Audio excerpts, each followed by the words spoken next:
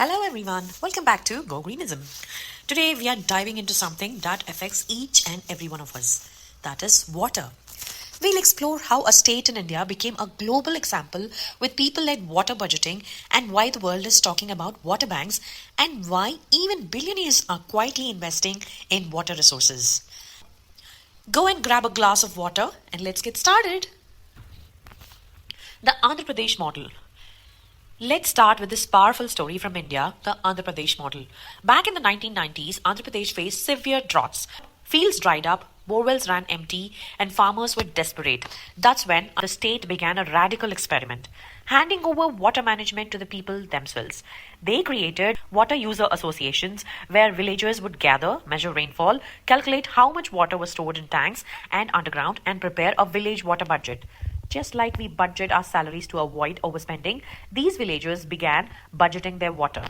If water was low that year, they chose less water hungry crops. They also repaired check dams, built soak pits, that is, recharge pits, and managed every drop carefully. This approach became famous worldwide. That's when projects like APFAMGS came into play. What is APFAMGS? The Andhra Pradesh Farmer Managed Groundwater Systems was a landmark participatory groundwater management project launched in July 2003. It aimed to empower farmers in drought-prone areas of Andhra Pradesh and present-day Telangana to monitor and manage groundwater sustainably, the first of its kind in India. The objectives were to equip 3,000 farmers with scientific knowledge on groundwater and build GIS-based hydrological database covering 650 habitations, support 6,500 farmer families in adopting climate-resilient cropping suited to groundwater stability, groundwater availability, and establish village-level groundwater monitoring committees and federated networks for community-led governance. What are the outcomes and impact? Positive behavioral shifts, improved awareness, localized success, and policy influence.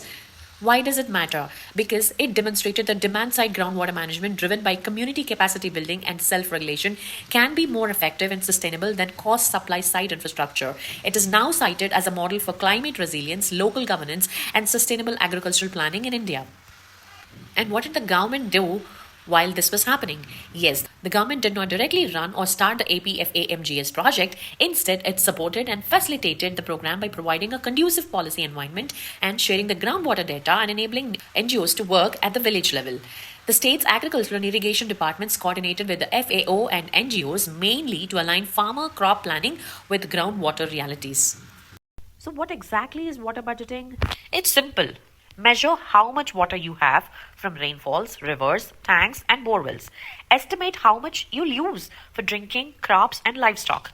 Make sure you never withdraw more than what's safely available. It's like having a water passbook. And you know your income and expenses and plan so you never go bankrupt. Without water budgeting, communities often grow high water consuming crops, borewells run dry, and future generations pay the price. But why do we need water banks? Now let's talk about water banks. Imagine a savings bank. You deposit money when you have excess and withdraw when you need it. A water bank works on the same principle. It could be a physical water bank like reservoirs, check dams, or recharging aquifers, storing excess rainwater for later use. Or an institutional water bank, managing water rights where farmers or cities can trade water allocations during shortages. Why is this important? Climate change is making rainfall more unpredictable. Many places swing between floods and droughts. A water bank helps balance supply over time so people have water even in dry years. Countries like the US and Australia have advanced water banking systems.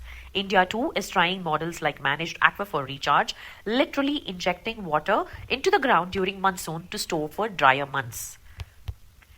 Why are billionaires investing in water? Now comes the eye opener. Why are billionaires like Bill Gates, Michael Burry, and many large funding systems are investing in water assets? Because water is becoming the new blue gold. Unlike oil or gold, you can't live without water. As populations grow and climate gets harsher, water scarcity is expected to impact billions. So owning water utilities, water rights, and even water treatment companies is becoming a future-proof investment.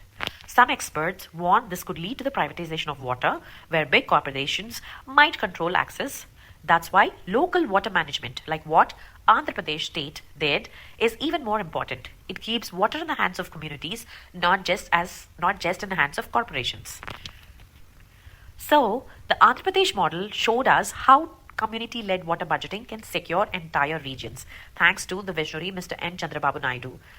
Water banks help us store for tomorrow, balancing scarcity and abundance. And yes, billionaires are betting on water, seeing it as the next big asset class. But at the end of the day, water is life, and its management must stay with the people who depend on it most.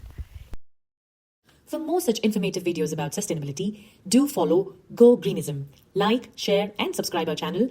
We'll be back with another interesting video next week. Until then, go green. Thank you.